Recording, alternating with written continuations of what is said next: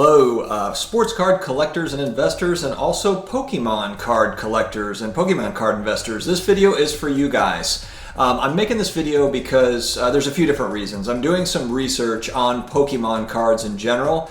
I have been learning, more and more as we go, and it's becoming more and more in the forefront with sports cards taking a little bit of a backseat over the last 6 weeks. Pokemon cards have been red hot along with some other collectibles as well. But today I want to talk about Pokemon cards, and I want to talk about some things that popped out at me while I was doing some research as some things to watch out for, especially for people that are new to Pokemon cards, that are investing in Pokemon cards or collecting them, or people that are in sports cards that are looking to move over into Pokemon cards as a potential investment. There's just some things that I've learned as I've been watching that I thought would be good to call out, because if you're not paying attention to it, you wouldn't necessarily know, and you could make some big mistakes buying. And so I just wanted to get those out there, and hopefully this information is fairly helpful. If you are an advanced Pokemon card collector, this is probably going to be old hat for you. Probably won't be anything that you haven't already heard before, but for those, like I said, that are new to this, could be something that could be of interest to you. So thank you very much for joining. If you have not subscribed yet, please subscribe. Comment, please. I really like hearing from viewership, especially if you're big into Pokemon cards and you have things to add. Please go into the comments and comment, because I like to mix it up with all of the viewership, and it helps me learn as well. A lot of these videos are discussion based. I want to learn from viewership as well as talk to you guys about these topics. So thank you very much for joining. Subscribe if you like what you hear. Hit the like button, and definitely comment if you want to have a conversation. I will do my best to get back to everybody. Okay, so we are going to talk about, for the purpose of this video, the 1999 base set Pokemon cards. And the reason why is because this is kind of that first set. Now, I know that there were sets, I believe there are some sets previous that were in Japan, from my understanding, from 97, 95 possibly. But for this video, just because 1999 is really when it hit the scene in the US, and these are the cards that are really transacting a lot lately. They look like this. So this is Spiro.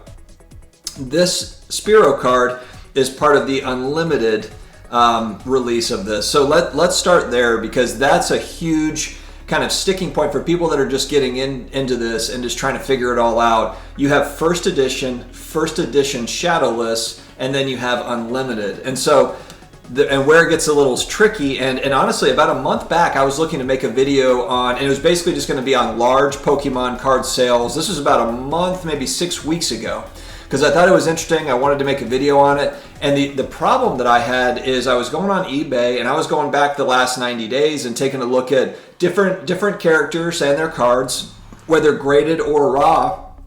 And I'll be honest with you, if you're going back to transactions that were from May, June, July, at that point, there was a lot of just really, they looked like bogus transactions. And what I mean by that is zero feedback type stuff, zero feedback sellers, where you have like a buy it now that's extremely expensive on a card that, if you look at it now, doesn't make sense, doesn't add up. There was too many transactions that didn't add up to me, that I decided not to make the video at all. Now, one thing I have noticed is there's been a lot more transactions for Pokemon cards on eBay over the last 30 to 45 days than there were the previous months. So now you have a lot more data to kind of work with, and it does seem like they've weeded out a lot of those faulty transactions. And that happens with sports cards as well, where you have some maybe some shady bidding that's going on, or you have kind of a weird buy it now that doesn't make a whole lot of sense. Those are going to happen whether it's Pokemon cards, sports cards, any other collectibles for that matter.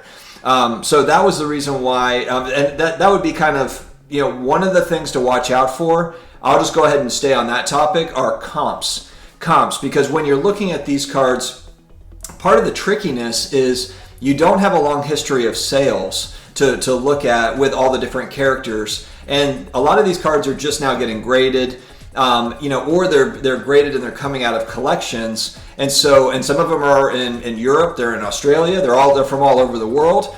So it can be tricky to kind of gauge what is a good price point for these cards. And there's so much excitement around it right now that I think there's a lot of people that are probably getting in and just paying, like, oh, okay, this is the card I'm looking for. I'll pay for that. That sounds great.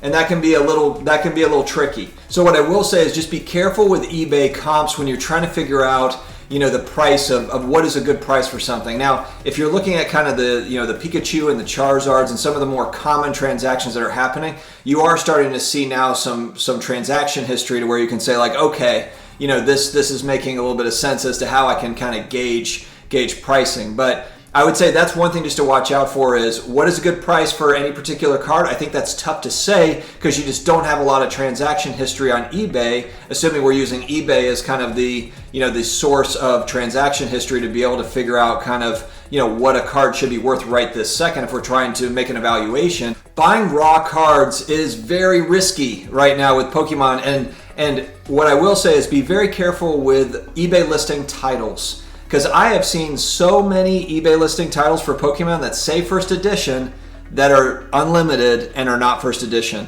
And the way that you can tell it's first edition is right here on the card. In the corner, it says first edition.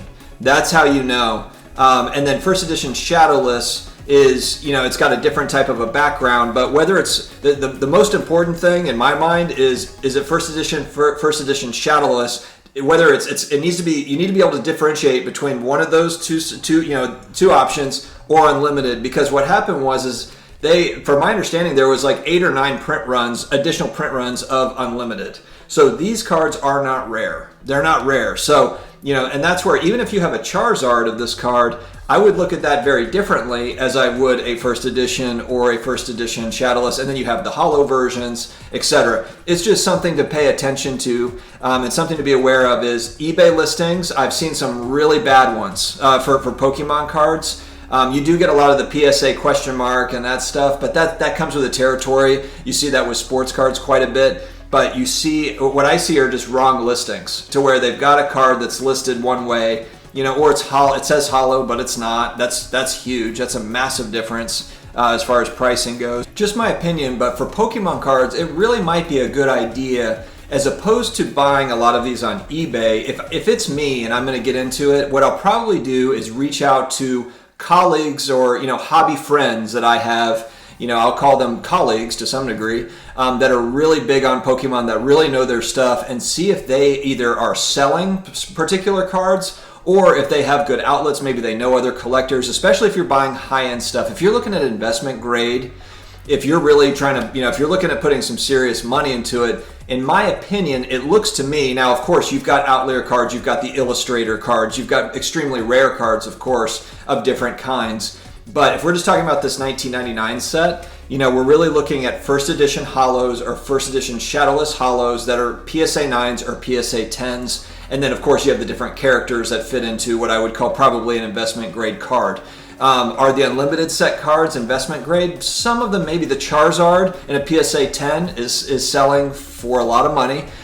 So there's certainly maybe some outliers, but the majority of them are going to fall into that that shadowless or that first edition holo and high graded and great condition PSA 9 or PSA 10. So I think it's good just to have kind of, it's good to reach out to groups. If there's people on IG that have those cards, they'll help you. So I would say before going and just kind of spending a bunch of money on eBay, if it was me, I would go out and just kind of talk to the community and see, hey, where can I find X card, that card? What sorts of tips do you have, on those particular cards? Start there before diving in, because eBay looks a little. There's been some treacherous. There's some treacherous stuff on eBay right this second when it comes to Pokemon cards from what I've seen, and so I would just tread lightly. Guys, thank you very much for checking in and for watching this video. There will be more Pokemon videos as we kind of move forward, but this was one that I thought is important to talk about for people that are just getting in. And like I said, for Pokemon collectors, Pokemon card investors, please comment below if you have any tips, if you have any more insights you would like to share. I'd love to hear it. So again, thanks again for tuning in, guys. Have a great day.